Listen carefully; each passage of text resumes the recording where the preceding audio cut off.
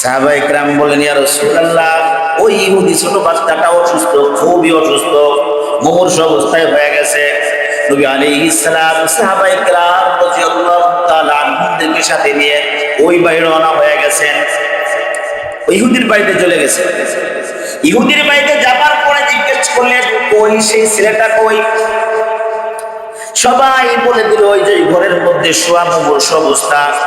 নবী আলাইহিস সালাম ওই বাড়ির গেটে গেলেন। দরজায় ঢুকেই নবী আলাইহিস সালাম তাড়াতাড়ি ওই ব্যক্তির মাথার কাছে বসলেন। ওই ছেলেটার মাথার কাছে বসলেন। বসেই নবী আলাইহিস সালাম বলতেছেন, বলো কালিমাতুশ শাহাদা, আশহাদু আল্লা ইলাহা ইল্লাল্লাহু ওয়া আশহাদু আন্না মুহাম্মাদান আবদুহু ওয়া রাসূলুহু। কোনো কথাবার্তা নাই। এই ছেলেটার পাশে বসেই কালিমাত তালকিন, কালিমা শিখাইতেছেন, ঈমানের দাওয়াত দিচ্ছেন, তাওহীদের দাওয়াত দিচ্ছেন কে? আল্লাহ রাসূল সাল্লাল্লাহু আলাইহি ওয়াসাল্লাম। এই ছেলেটা একবার বাবার দিকে তাকায়, একবার নবীর দিকে তাকায়, একবার বাবার দিকে তাকায়, একবার নবীর দিকে তাকায়। পুরা পরিবারটা ইহুদি, ছেলেটাও তো ইহুদি। বাবা পায়ের কাছে দাঁড়ায় বলতেছেন, ও আমার কলিজার টুকরা সন্তান, আজকে আমার দিকে তাকায় কোনো লাভ নাই, তুমি আল্লাহর রাসূলের দিকে তাকায় কথা শোনো। ইহুদি বলে দিল যে আমার দিকে তাকার দরকার নাই, যে আমাদের বাড়িতে আছে এত দামি একজন ব্যক্তি, তার দিকে তাকাও, তার কথা শোনো। নবী আলাইহিস সালামের দিকে তাকায়া কালিমাতুশ শাহাদা পাঠ করলেন। পাঠ করার সাথে সাথেই মালাকুল মউত ওই ব্যক্তির রূহটা নিয়ে গেল। ইহুদি বাচ্চাটা কালিমা পড়লো আর মারা গেল, কালিমা পড়লো আর মারা গেল। সাহাবায়ে কেরাম নবী আলাইহিস সালামকে জিজ্ঞাসা করলেন, ইয়া রাসূলুল্লাহ, ইয়া হাবিবাল্লাহ, কারণ কি ওই বাড়িতে যাই কোনো কথাবার্তা নাই, মাথার কাছে বসে আপনি কালিমা পড়ায় দিলেন, কারণ কি? নবী আলাইহিস সালাম বললেন, ও আমার সাহাবীরা, এই ইহুদি সন্তানটা আমাকে অনেক মোহাব্বত করতো, অনেক ভালোবাসতো, কিন্তু আমি যখন তার বাড়িতে গেলাম, ঘরের দরজায় পর্যন্ত যখন গেলাম, তখন দেখলাম তার রূহটা কবজ করার জন্য অর্ডার হয়ে গেছে। মালাকুল মউত রূহ কবজ করার জন্য চলে আসছে। আমি রাসূল, আমাকে তো আল্লাহ পাক সব জানায় দেয়, জিবরিলের মাধ্যমে সব জানায় দেয়, অনেক কিছু দেখায় দেয়। ওই যে মেরাজের সময়, মেরাজের ঘটনা, যখন আবু জাহিল সাহেবারা বলতেছিল, আরে বলো তো দেখি বাইতুল মুকাদ্দাসের গেট কয়টা, দরজা কয়টা, জানালা কয়টা? তখন কি হয়েছে? হাদিসের মধ্যে আসছে, নবী আলাইহিস সালাম, জিবরিল আলাইহিস সালাম পুরা বাইতুল মুকাদ্দাসকে দৌড়ে এনে নবী আলাইহিস সালামের সামনে ঘুরেছে। নবী আলাইহিস সালাম দেখা গুইনা কাফেরদেরকে বলে দিয়েছেন, এই কয়টা দরজা, এই কয়টা জানালা, এখানে এইটা আছে, ওখানে ওইটা আছে। কে দেখাইলো? আল্লাহ পাক দেখাইছেন। নবী আলাইহিস সালাম যখন ওই ব্যক্তির বাড়ির দিকে দেখেছেন, নবী আলাইহিস সালাম বলতেছে, আমি দেখতেছি মালাকুল মউত তার মাথার কাছে দাঁড়ানো। আমি যদি আর একটু দেরি করি, একটু দেরি অলরেডি আল্লাহ পাক করাইছেন যে আমার হাবিব আসবে, কালিমা পড়ানোর পর্যন্ত সুযোগ দাও। দাঁড়াও মালাকুল মউত, আমার হাবিব আসছে এখানে, দাঁড়াও, স্টপ হয়ে যাও, আমার হাবিব যেখানে আসছে, স্টপ। এটা কিভাবে হয়েছে? ওই যে মেরাজে যখন গেছিলেন, নবী আলাইহিস সালাম রাতের অল্প সময়ের মধ্যে 7 আসমান জমিন, জান্নাত জাহান্নাম সব ভ্রমণ করাইছেন রাতের সামান্য একটু সময়ের মধ্যে। সুবহানাল্লাযী আসরা বিআবদিহি লাইলান মিনাল মাসজিদিল হারাম ইলাল মাসজিদিল আকসা। যে রাতের অল্প সময়ের মধ্যে মসজিদে হারাম থেকে মসজিদ আকসা পর্যন্ত, এরপরে আরশে আজিম পর্যন্ত, জমিন মানে 7 জমিনের নিচে জাহান্নাম জান্নাত সব ভ্রমণ করাইছে।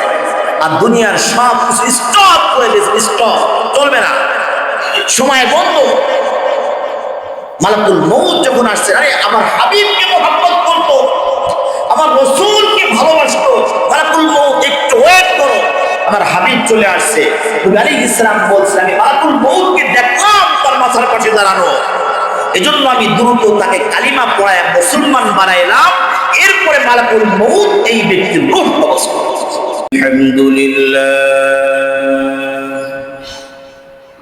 আলহামদুলিল্লাহ نحمده ونستعينه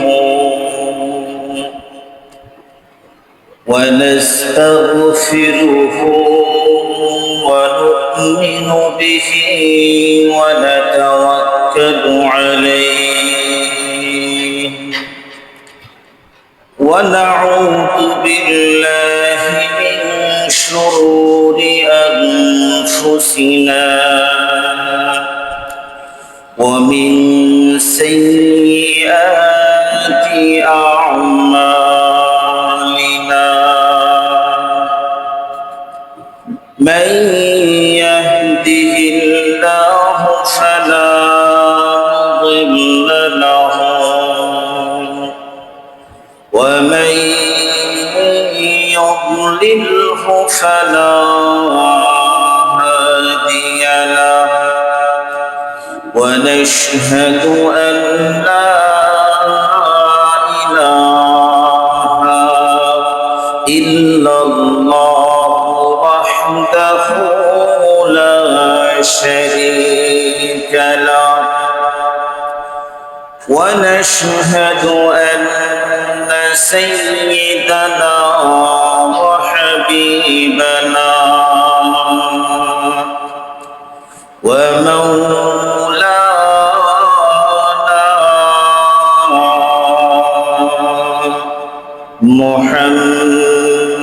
محمدا عبده ورسوله أما بعد فقد قال الله تبارك وتعالى في كلامه المجيد وفرقانه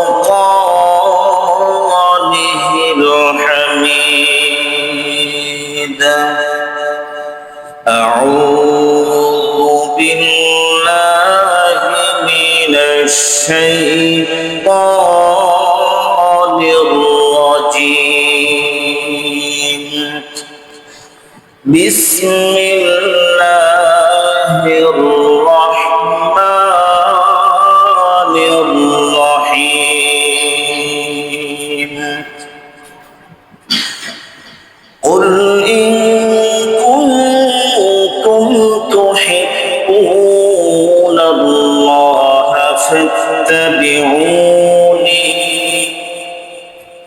فاتبعوني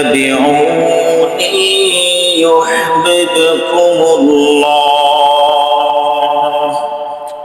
ويغفر لكم ذنوبكم والله غفور رحيم وقال النبي صلى الله عليه وسلم كل أمتي يدخلون الجنة إلا من أبى قالوا يا رسول الله ومن أبى قال من أطاعني دخل الجنة ومن عصاني فقد أبى أو كما قال عليه الصلاة والسلام সকলেই দুরূদ শরীফ পড়ি اللهم صل على محمد وعلى آل محمد كما صليت على إبراهيم وعلى آل إبراهيم إنك حميد مجيد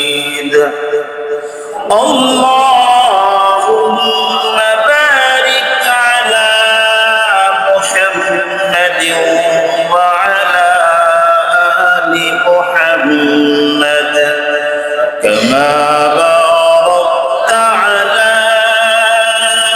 إبراهيم وعلى آل إبراهيم إنك حميد مجيد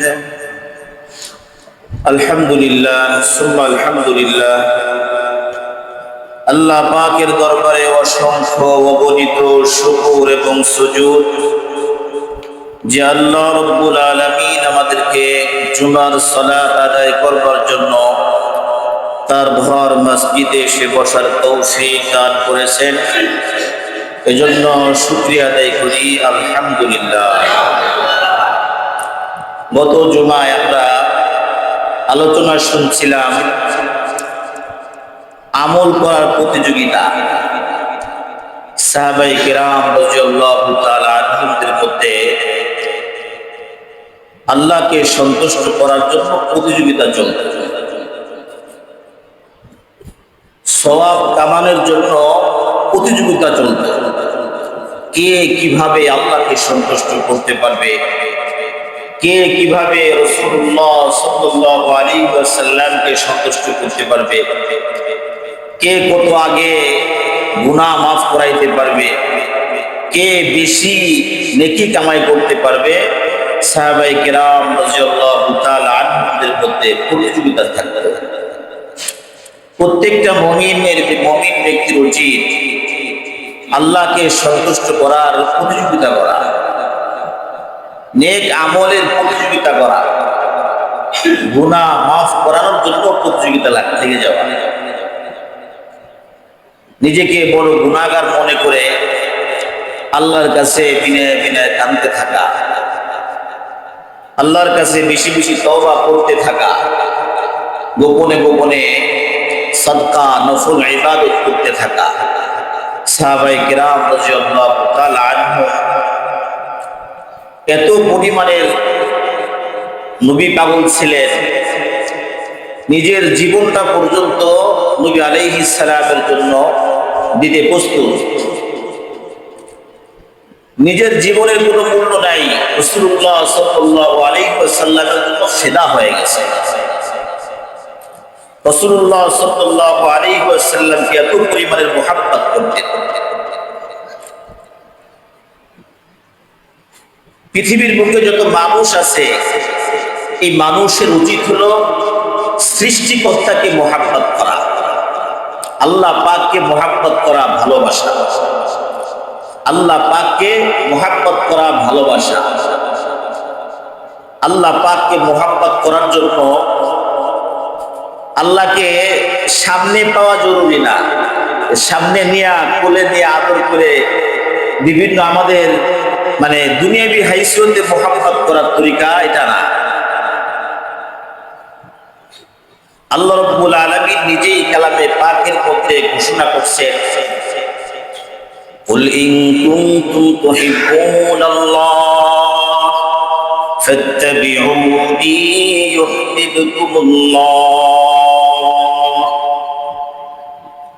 আল্লাহ রাব্বুল আলামিন ঘোষণা করছেন, ও আমার হাবিব, আপনি আপনার উম্মতদেরকে বলে দেন, তারা যদি আমি রবকে মুহাব্বত করতে চায়, আমি আল্লাহকে যদি আপনার উম্মতরা ভালোবাসতে চায়, কি করতে হবে? ফাত্তাবিউনি ইউহিব্বুকুমুল্লাহ।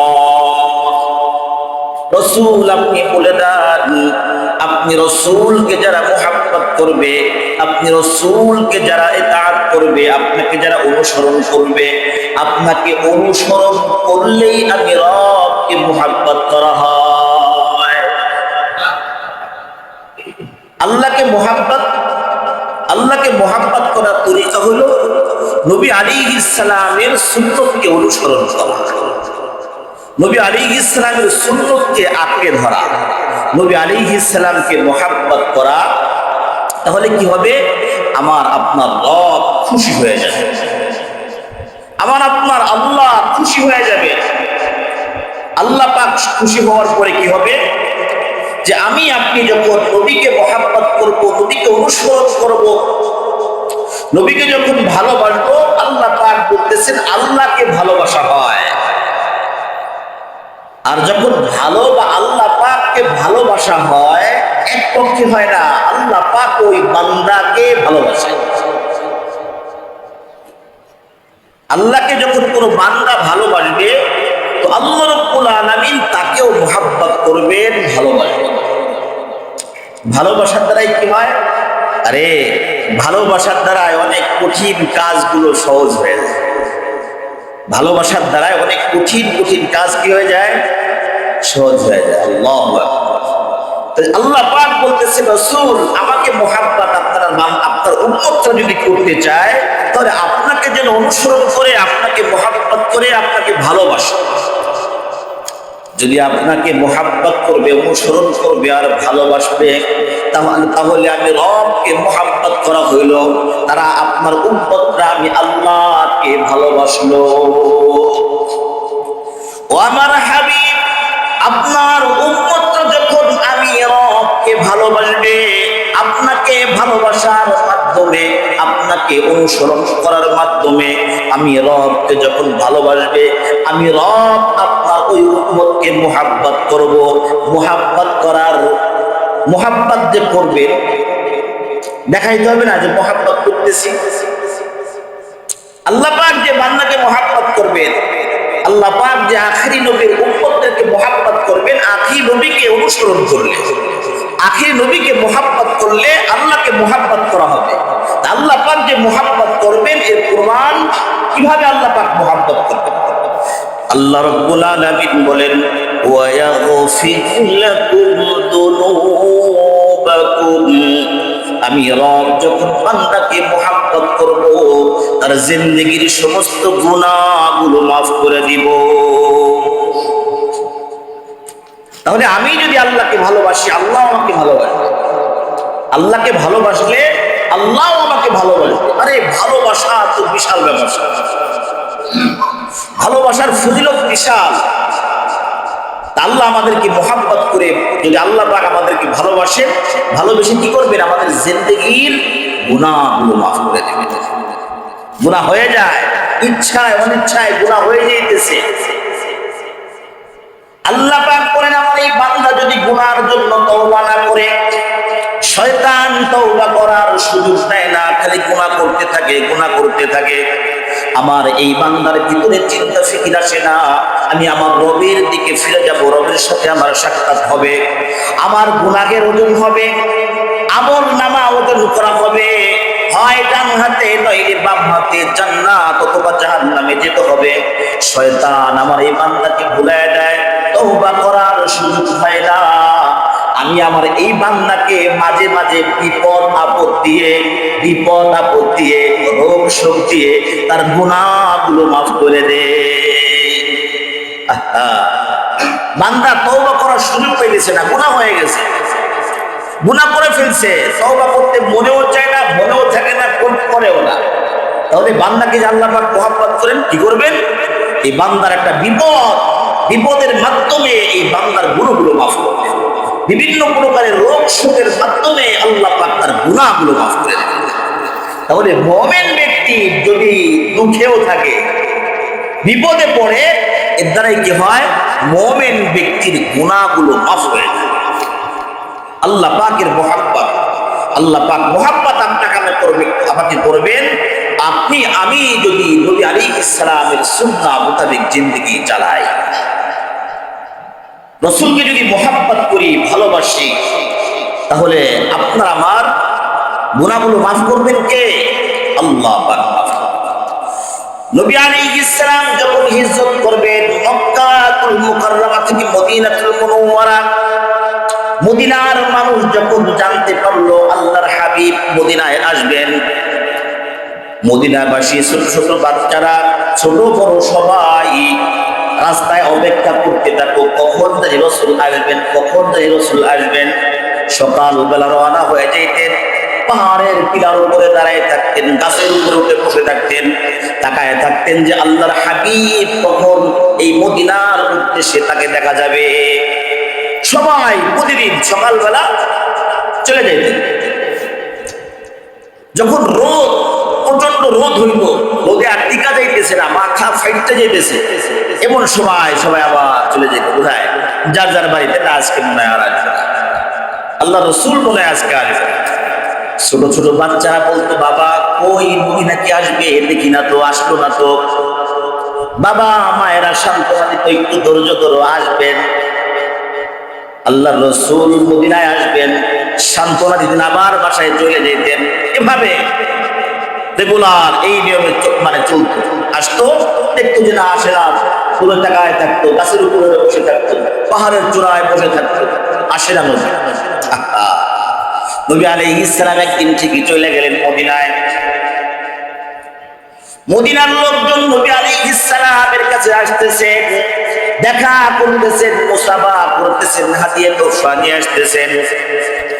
এমন তো অবস্থায় একজন ব্যক্তি, তার নাম হলো তলহা বিন বারা। ছোট্ট একটা সাজ, ছোট্ট একজন মানুষ, তার বাবার আঙ্গুল ধরে হাতের মধ্যে, বাবার হাতের মধ্যে আঙ্গুল, ছেলের আঙ্গুল, হাঁটতে হাঁটতে নবী আলাইহিস সালামের সামনে চলে আসছেন। একজন একজন করে যায়, নবী আলাইহিস সালামকে সালাম দেয়, দেখা সাক্ষাৎ করে। তলহা বিন বারা দৌড় দিয়া নবী আলাইহিস সালামের সামনে এসে দাঁড়াইলো, এসে বলতেছে, ইয়া রাসূলুল্লাহ, আমি আপনাকে সব থেকে বেশি ভালোবাসি। ছোট্ট সাহাবী, ছোট্ট, নবী আলাইহিস সালাম মাত্র মদিনায় গেছে। এই ছোট্ট সাহাবী বলতেছে, ইয়া রাসূলুল্লাহ, আপনাকে সব থেকে বেশি ভালোবাসি, মুহাব্বত করি। নবী আলাইহিস সালাম তাকে জিজ্ঞাসা করলেন, মুহাব্বত করো, তার প্রমাণ কি? তলহা বিন বারা বলতেছে, ইয়া রাসূলুল্লাহ, ইয়া হাবিবাল্লাহ, এই মুহূর্তে আপনি আমাকে যেই হুকুম করবেন, ওই হুকুমটা আমি 100% পালন করব। মুহাব্বত তো দেখাইতে হবে, আপনাকে যে ভালোবাসি, একটা হুকুম করে দেখেন কিভাবে পালন করি। নবী আলাইহিস সালাম বললেন, ইয়া তলহা, যাও তোমার বাবার মাথাটা কেটে নিয়ে আসো। নবী আলাইহিস সালামের কথা শোনা মাত্র তলহা ইবনে বারা দৌড় বাবার দিকে। নবী আলাইহিস সালাম বলছেন, তলহা দাঁড়াও, দাঁড়াও, বাবার থেকে সন্তান আলাদা করবার জন্য আমি রাসূল দুনিয়াতে আসি নাই। তলহা দাঁড়াও, তোমার বাবার দিকে আগায়া যাও না, সামনে আসো। নবী আলাইহিস সালাম তলহা বিন বারাকে সামনে আইনা জড়ায় ধরলেন আর বলবেন, তলহা, আমি রাসূল তোমাকে ভালোবাসি। আল্লাহু আকবার। এই পিচ্চি ছোট মানুষ, সে বলতেছে, সব থেকে বেশি ভালোবাসি ইয়া রাসূলুল্লাহ আমি আপনাকে। নবী আলাইহিস সালাম বলেন, তলহা, আমি তোমাকেও ভালোবাসি। নবী আলাইহিস সালাম মদিনায় আছেন। তলহা বিন বারা নবী আলাইহিস সালামের কাছে আসা যাওয়া করেন। হঠাৎ তলহা এমন অসুস্থ হয়ে গেল, ঘর থেকে বের হইতে পারে না। নবী আলাইহিস সালাম শুনতে পারলেন তলহা খুবই অসুস্থ। রাতের অন্ধকারে তলহার বাড়িতে নবী আলাইহিস সালাম রওনা হয়ে গেলেন।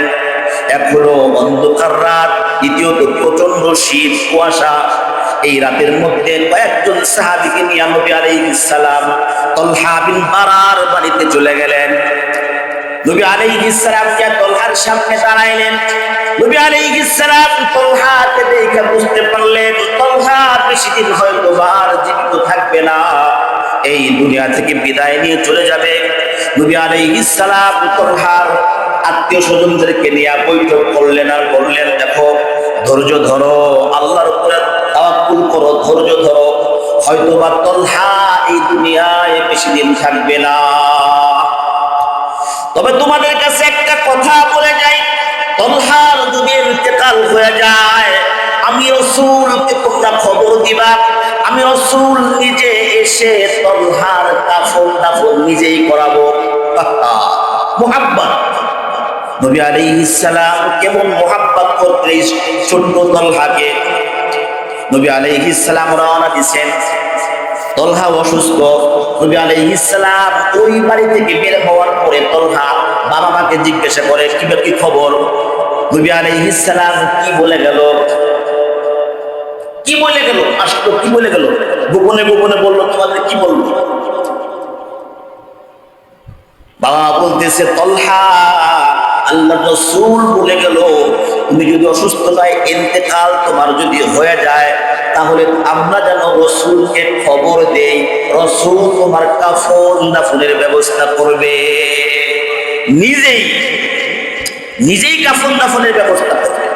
তলহা রাদিয়াল্লাহু তাআলা আনহু বলতেছে, না না, খবরদার, আমার যদি ইন্তেকাল হয়ে যায় আমার হাবিবকে তোমরা খবর দিবা না, খবরদার খবর দিবা না। কারণ হলো আমাদের বাড়িতে আসতে ইহুদি কয়েকটা গোত্র পড়ে, ইহুদিরা হলো আমার হাবিবের কঠিন শত্রু, না জানি কিভাবে আঘাত করে আমার হাবিবকে শাহাদত করে দেয়, আমার রাসূলকে শহীদ করে দিবে তারা। এই রাতের অন্ধকারে যদি আমার ইন্তেকাল হয়ে যায়, খবরদার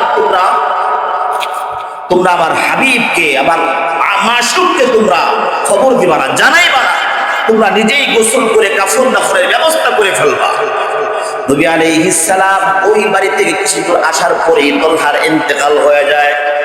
তলহার ওসিয়ত অনুযায়ী আত্মীয় স্বজন সবাই মিলে ওই রাতেই কাফন দাফন জানাজা সব ব্যবস্থা হয়ে যায়। পরদিন সকালবেলা তলহার বাবা নবী আলাইহিস সালামের কাছে চলে আসলেন, এসে বলতেছে, ইয়া রাসূলুল্লাহ, ইয়া হাবিবাল্লাহ, গত রাতে তলহা ইন্তেকাল করেছেন। নবী আলাইহিস সালাম আশ্চর্য হয়ে গেছেন, কি ব্যাপার, তোমাদেরকে তো বলে আসলাম আমাকে খবর দিলা না কেন? তলহার বাবা বলতেছে, ইয়া রাসূলুল্লাহ, ইয়া হাবিবাল্লাহ, আপনার আশিক তলহা নিজেই বলছে আপনাকে যেন খবর না দেই, কারণ হইল আমাদের বাড়িতে চাইতে কয়েকটা ইহুদি গোত্র পড়ে, এই রাতের অন্ধকারে যদি আপনার উপরে তারা আক্রমণ করে এই ভয়ে না করছে, অন্য কোনো ব্যক্তি হইলে বা আরে রাসূল আমার বাড়িতে আসবে, আমার কাজা করবে, আরে আসুক না, কিন্তু মুহাব্বত, দুজনই মুহাব্বত করে। তলহা যেরকম মুহাব্বত করে নবী আলাইহিস সালামকে, নবী আলাইহিস সালাম তলহা রাদিয়াল্লাহু তাআলা ছোট্ট তলহাকে মুহাব্বত করে। নবী আলাইহিস সালাম সাহাবায়ে কিরামদেরকে নিয়ে রওনা হয়ে গেলেন তলহার বাড়িতে। কবরের পাশে দাঁড়ায়া আল্লাহর কাছে দুটো হাত তুলে বলতেছে, আল্লাহুম্মা লাকাত তলহা, আল্লাহ তোমার সাথে যখন তলহার সাক্ষাৎ হবে, তাদহাবু ইলাইহি, আল্লাহ যখন তলহার সাথে তোমার সাক্ষাৎ হবে, তুমিও তলহার সাথে মানে মিষ্টি হেসে হাসি মুখ নিয়ে সাক্ষাৎ করবা, আর তলহাও যেন তোমার সাথে হাসি মুখ নিয়ে দেখাবে। সুবহানাল্লাহ। নবী কে দোয়া করতেছে? আল্লাহর হাবিব সাল্লাল্লাহু আলাইহি ওয়াসাল্লাম। मोहब्बत में मुसीबत है, कुदरत की तमाशा है, जहाँ बारिश बरसती है वहाँ बिजली चमकती है। मोहब्बत अजीब एक जिनिस, मोहब्बत अजीब एक जिनिस। और रसूल के मोहब्बत করলে আল্লাহ পাক গুনাহ মাফ করে, আল্লাহ পাক কি করে? গুনাহ মাফ করে। তলহা, এই ছোট্ট তলহা রাসূলকে মুহাব্বত করে কবরে চলে গেছে, রাসূলকে মুহাব্বত করে কবরে চলে গেছে। নবী আলাইহিস সালাম কবরের পাশে নিচে যায় আল্লাহর কাছে বলতেছেন, আল্লাহ তুমি তলহার সাথে হাসি মুখ নিয়ে সাক্ষাৎ করবা, তলহাও যেন তোমার সাথে হাসি মুখ নিয়ে সাক্ষাৎ করে। কথা কয় নবী আলাইহিস সালামের মুহাব্বত, নবী আলাইহিস সালামের ভালোবাসা নিয়ে এই তলহা রাদিয়াল্লাহু তাআলা আনহুর ইন্তেকাল। ছোট্ট তলহা, ছোট। আরেকজন তলহা আছে উহুদের যুদ্ধে। নবী আলাইহিস সালামের কি মুহাব্বত! আর নবী আলাইহিস সালাম ছোট বড় সকলকে খুব মুহাব্বত করতেন, বাচ্চাদেরকেও খুব মুহাব্বত করতেন, খুব মুহাব্বত করতেন। নবী আলাইহিস সালামকে মুহাব্বত করা ঈমানের দাবি। নবী আলাইহিস সালামকে যদি নিজের জীবন থেকে বেশি মুহাব্বত না করা হয় তাহলে আপনি পরিপূর্ণ ঈমানদারি হতে পারবেন না। হযরত ওমর ফারুক রাদিয়াল্লাহু তাআলা আনহু নবী আলাইহিস সালাম বলছেন, ওমর তুমি তোমার নিজের জীবন থেকে বেশি মুহাব্বত আগে রাসূলকে না করতে পারো ততক্ষণ পর্যন্ত তুমি ঈমানদার হতে পারবে না। ওমর বলছে, ইয়া রাসূলুল্লাহ আমার নিজের জীবন থেকে তো বেশি মুহাব্বত করতে পারবো না। কিছুক্ষণ পরে বলছে, ইয়া রাসূলুল্লাহ হ্যাঁ আমার জীবন থেকে আপনাকে বেশি মুহাব্বত করব। নবী আলাইহিস সালাম তখন বলছে, এখন দিন পরিপূর্ণ ঈমানদার হয়ে যাবে। নবী আলাইহিস সালামকে মুহাব্বত করলে গুনাহ মাফ হয়। কি হয়? গুনাহ মাফ হয়। নবী আলাইহিস সালামকে মুহাব্বত করলে তার সুন্নাহ মোতাবেক জিন্দেগি চালাইলে গুনাহ মাফ হয়, আল্লাহ খুশি হয়, আল্লাহকে মুহাব্বত করা হয়। এমনকি নবীকে মুহাব্বত করলে পরে ঈমানের মতো দৌলত নসিব হয়। কেমন? নবী আলাইহিস সালামকে এক ইহুদি খুব মুহাব্বত করত। ইহুদি ছোট্ট বাচ্চা, ছোট মানুষ, খুবই মুহাব্বত করত। নবী আলাইহিস সালাম যখন মসজিদ নববীর মধ্যে প্রবেশ করতেন, এই ইহুদির ছোট্ট ছেলেটা নবী আলাইহিস সালামের জুতা নিয়ে বুকের মধ্যে চাপ দিয়ে ধরে দাঁড়ায় থাকতেন। বাইরে মসজিদ নববীর বাইরে দাঁড়ায় থাকতেন, জুতা নিয়ে এভাবে দাঁড়ায় থাকতেন, মুহাব্বত করতেন, নবীকে মুহাব্বত করেন। যেরকম নবী আলাইহিস সালাম ভিতরে নামাজ পড়তেছেন, ও তো এখনো মুসলমান হয় না, কিন্তু নবীকে মুহাব্বত করে, নবীকে ভালোবাসে, মসজিদের ভিতরে ঢুকতে পারতেছে না, ঢোকে না, জুতাটা নিয়ে দাঁড়ায় থাকে, রেগুলার করতেছে। নবী আলাইহিস সালাম দেখে হঠাৎ একদিন এই ব্যক্তি নাই, এই ব্যক্তি নাই, ছোট্ট জুতা জায়গায় আছে, আরে জুতা গেল কই, মানে জুতা ওই ব্যক্তি কই? সাহাবায়ে কেরাম বলেন, ইয়া রাসূলুল্লাহ ওই ইহুদি ছোট বাচ্চাটা অসুস্থ, খুবই অসুস্থ, মুমূর্ষ অবস্থায় হয়ে গেছে। নবী আলাইহিস সালাম সাহাবায়ে কেরাম রাদিয়াল্লাহু তাআলা আনহুদেরকে সাথে নিয়ে ওই বাড়ি রওনা হয়ে গেছেন, ওই ইহুদির বাড়িতে চলে গেছে। ইহুদির বাড়িতে যাবার পরে জিজ্ঞেস করলেন, কই সেই ছেলেটা কই? সবাই বলে দিল ওই যে ঘরের মধ্যে শোয়া, মুমূর্ষ অবস্থা। নবী আলাইহিস সালাম ওই বাড়ির গেটে গেলেন, দরজায় ঢুকেই নবী আলাইহিস সালাম তাড়াতাড়ি ওই ব্যক্তির মাথার কাছে বসলেন, ওই ছেলেটার মাথার কাছে বসলেন।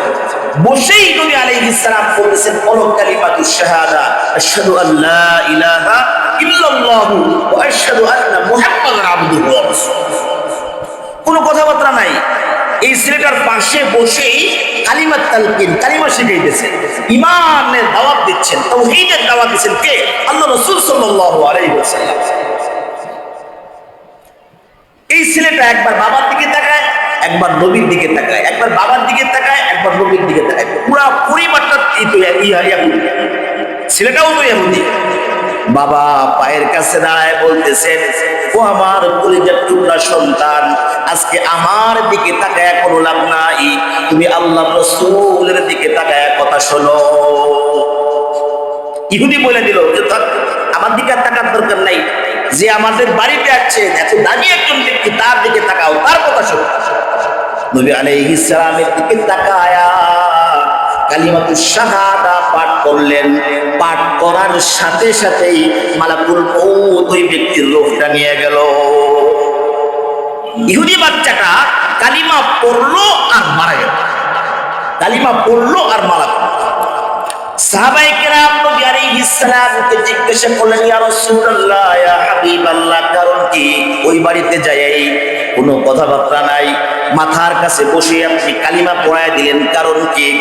নবী আলাইহিস সালাম বললেন, ও আমার সাহাবীরা, এই ইহুদি সন্তানটা আমাকে অনেক মুহাব্বত করতো, অনেক ভালোবাসতো, কিন্তু আমি যখন তার বাড়িতে গেলাম, ঘরের দরজায় পর্যন্ত যখন গেলাম, তখন দেখলাম তার রূহটা কবজ করার জন্য অর্ডার হয়ে গেছে, মালাকুল মউত রূহ কবজ করার জন্য চলে আসছে। আমি রাসূল, আমাকে তো আল্লাহ পাক সব জানায় দেয়, জিবরিলের মাধ্যমে সব জানায় দেয়, অনেক কিছু দেখায় দেয়।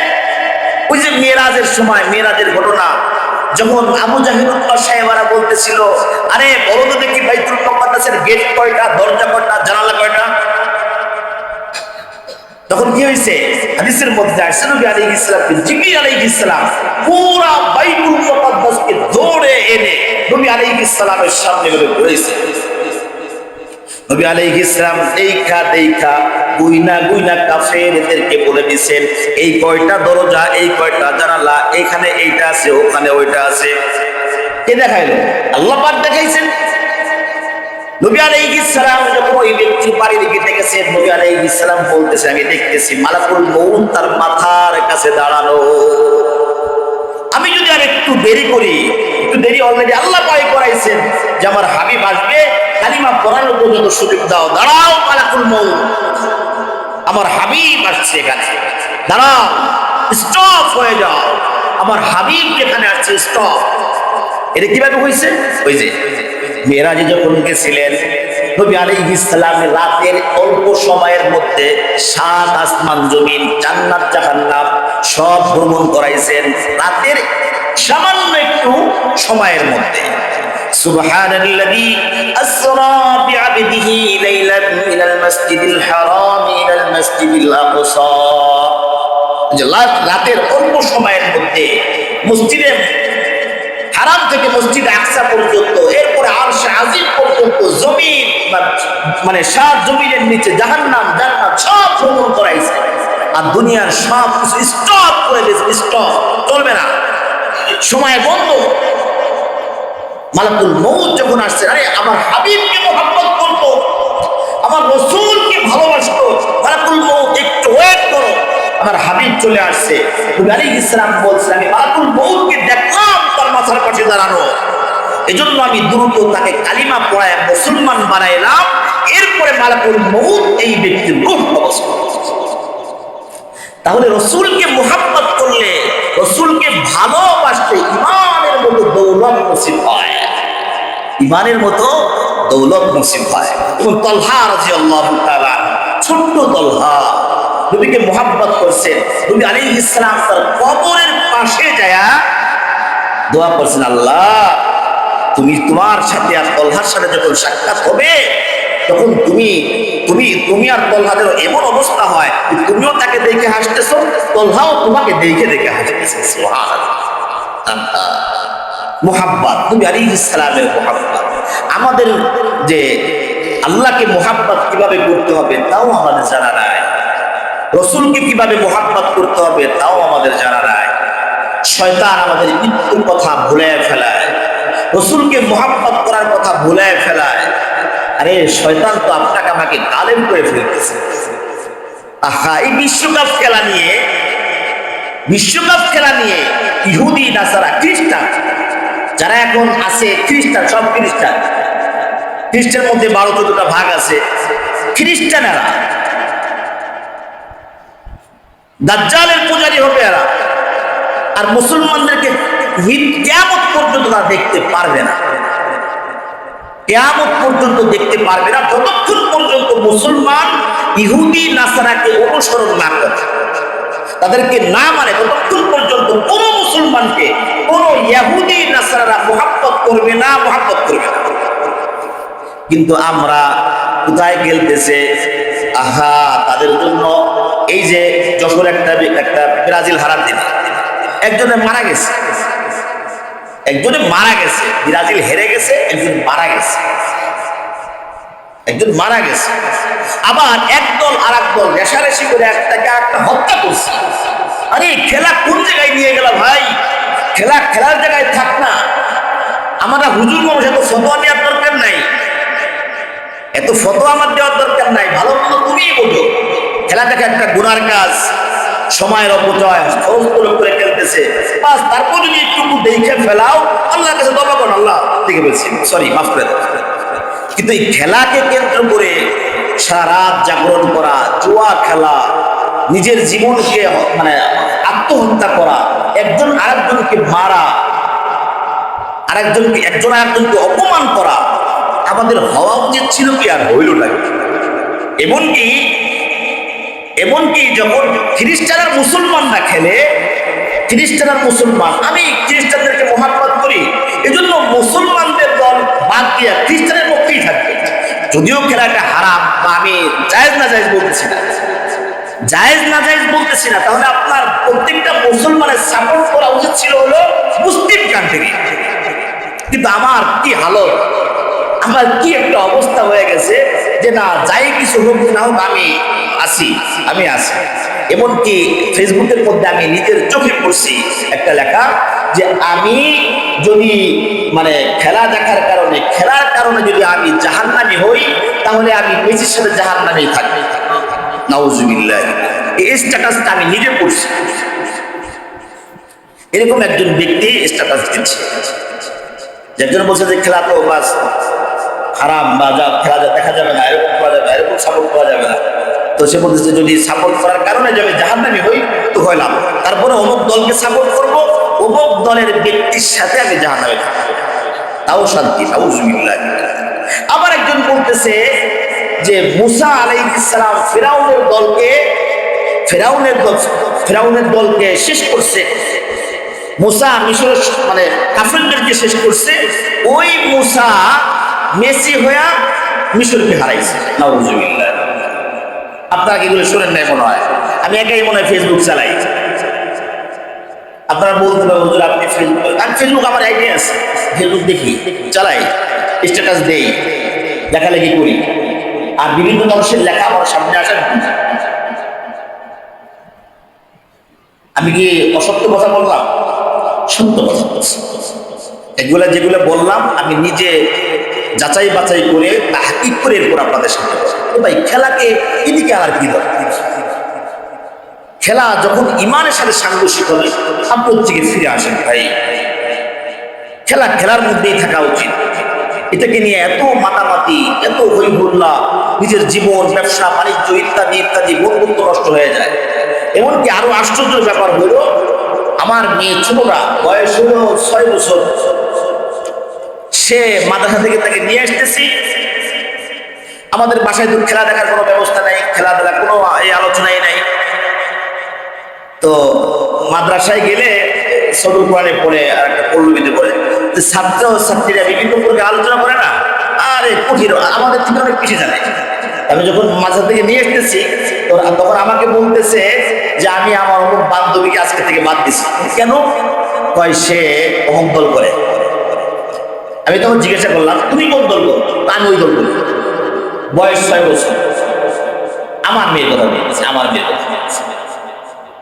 সে তার বান্ধবীকে সাথে কথাবার্তা নাই, তার সাথে সবকিছু ক্লোজ। কারণ কি? সে তার বিপক্ষের দল করে। আর সেও, আমি জিজ্ঞাসা করলাম কি তুমি কোন দল করো? সেও একটা দলের নাম করেছে। তখন আমি আবার জিজ্ঞাসা করলাম যে তারা কি খেলে, ফুটবল না ক্রিকেট? বোঝে না তো। তখন বলছে ক্রিকেট খেলে। ও তো বোঝে না, কিন্তু ওই যে সবাইকে একসাথে আলোচনা করে, একসাথে যা কিছু শুনতেছে বলতেছে, সবাই বলতেছে আর্জেন্টিনার পতাকাকে ব্রাজিলের পতাকা, আর্জেন্টিনার মেসি, আপনার ব্রাজিলের নেইমার, অমুক জায়গার অমুক। শুনতে এখন পিচ্ছি পোলাপান, যাদের এই খেলা দেখার কোনো মাহওয়াল নাই, তাদের কানের মধ্যে দিলের মধ্যেও খেলা হয়ে গেছে। কি বলবেন? এই জন্য ভাই, নবীকে মোহাব্বত করলে আল্লাহ পাক গুনাহ মাফ করবেন।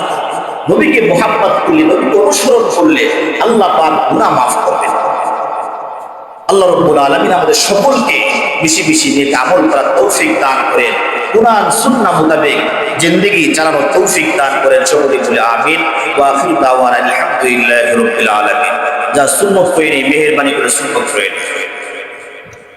বাহিরে যেহেতু বৃষ্টি কাদা, আমরা 7 পর্যন্ত নামাজের ব্যবস্থা আছে, আমরা উপরের দিকে উঠে যাই ভাই। বিস্তারের পিছনে কাতারে প্রথমে না দাঁড়াই, উপরের দিকে উঠে যাই। 7 পর্যন্ত নামাজের ব্যবস্থা উপরের দিকে উঠে যাই।